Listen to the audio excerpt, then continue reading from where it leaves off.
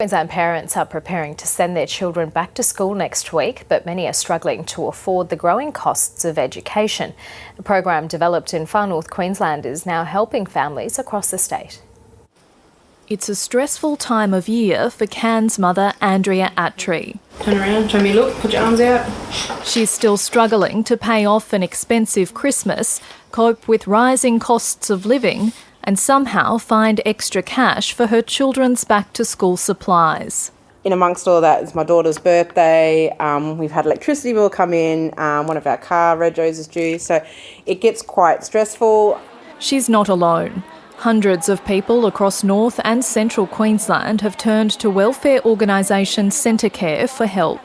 Its School Savvy program is providing low-cost stationery, shoes and second-hand uniforms struggling families. If we had to go and buy it all brand new, it would cost me hundreds of dollars, but this way it helps us out a lot. But it's not just low-income earners who are struggling to buy everything on their children's book lists. Research done in 2016 indicated that roughly 50% of the working Australian population was actually living payday to payday. I would probably think that that figure has actually increased.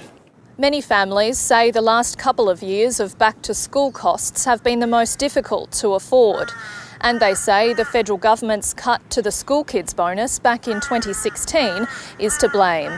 They could essentially have taken anywhere between $800 to $1,500 effectively out of their annual budget. 2 years on, I think the pain is still being felt. The School Savvy program relies on donations from the public. Organisers have been overwhelmed by the demand. It is a bit concerning to see how desperate people in the region are for it, so we're glad that we can provide this initiative for these people. The program is planned to roll out in other areas across the state next year. Megan Hendry, ABC News, Rockhampton.